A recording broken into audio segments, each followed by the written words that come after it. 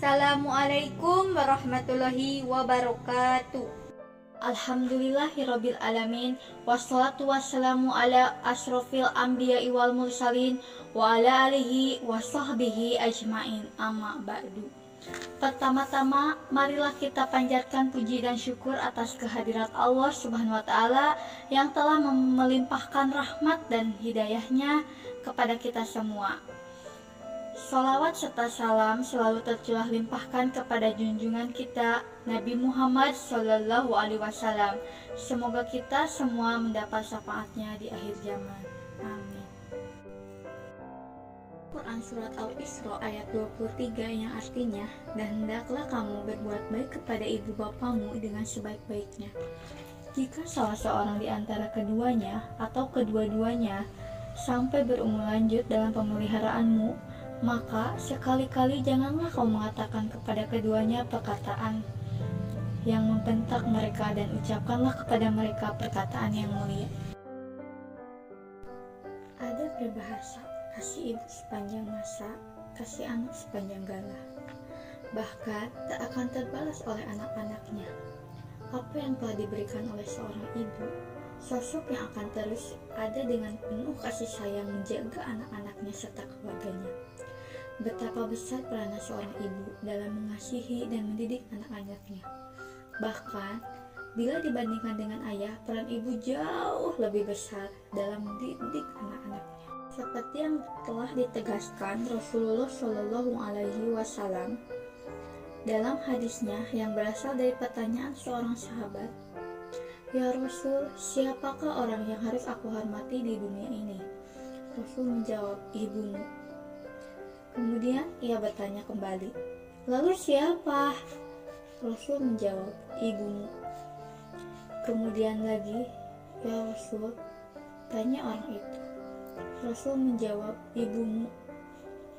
Lalu laki-laki itu bertanya lagi, "Kemudian setelah itu siapa ya Rasul?" "Bapakmu," jawab Rasulullah SAW. Qurtubi dalam tafsirnya Al-Jami'ul Al-Ahkamil Quran mengatakan bahwasannya hadis tersebut menunjukkan 3 kecintaan dan pengorbanan seorang ibu. Ketiga perkara itu ia lakukan seorang diri. Perkara pertama, hamilnya seorang ibu. Saat seorang ibu hamil, tubuhnya menjadi rentan akan bahaya. Berat tubuhnya menjadi 2 kali lipat karena membawa kita di dalam rahimnya. Hal itu berlangsung kurang lebih 9 bulan. Kecintaannya kepada kita telah dicurahkan sejak saat itu. Ia selalu mendahulukan keselamatan bayinya daripada dirinya sendiri. Ia tidak peduli berat bebannya, dia tidak peduli bengkak kakinya, karena kehadiran kita di rahimnya.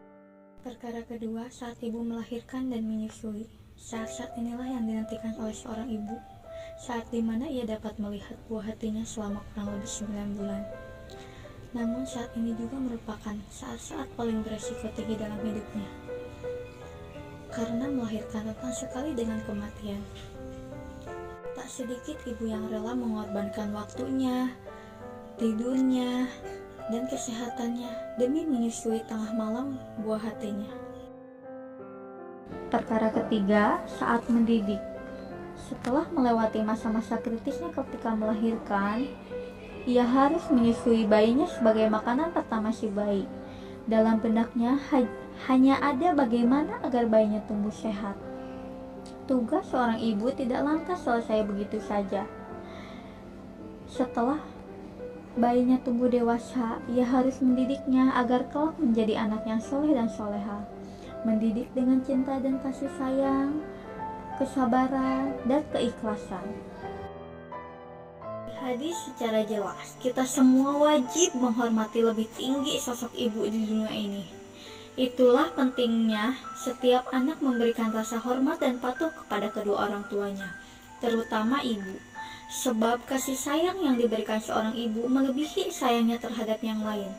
Mereka rela berkorban segala demi sebuah hati yang dicintainya. Semua diberikan tanpa pamrih apapun kepada kita semua.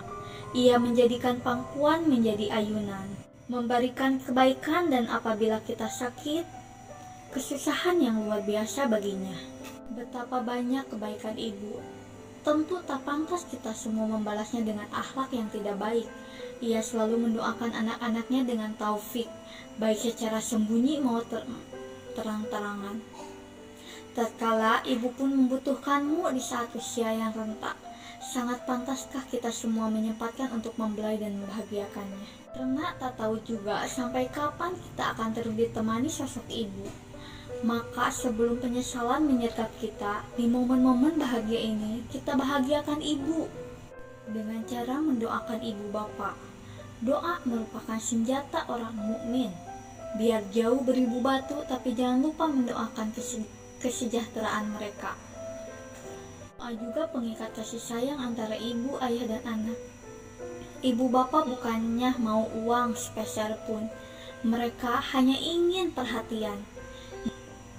Kita tidak dapat melihat mereka selalu, hantarkan doa pada mereka. Lebih afdol setiap kali selepas sholat titipkan doa untuk mereka. Yang kedua, lemah lembut semasa berbicara. Apabila manusia semakin berumur, mereka lebih sensitif dalam setiap perkataan. Lidah itu tidak bertulang, hanya berumpama seperti belati yang tajam mengiris setiap hati manusia dengan kata-kata. Pastikan kalian setiap bicara kita lemah lembut apabila berhadapan dengan ibu dan ayah kita yang semakin berusia. Gembirakanlah hati mereka. Semasa kecil, ibu dan ayah senantiasa memenuhi permintaan kita dengan harapan kita gembira. Balaslah jasa mereka dengan menggembirakan hati mereka. Tidak perlu uang sepeser pun, cukuplah kita prihatin dengan keperluan mereka. Dan yang terakhir, peluk dan cium ibumu selalu. Semakin mereka bertambah usia, semakin sensitif. Maupun di luaran tidak menunjukkan mereka ingin dipeluk dan disayang. Ibu bapak mau kasih sayang anak-anaknya yang semakin menjauh. Rumah yang pada masa dahulu penuh dengan nilai tawa, canda, semakin suram. Anak-anak yang jarang melewat membuat mereka semakin terasa keseorangan.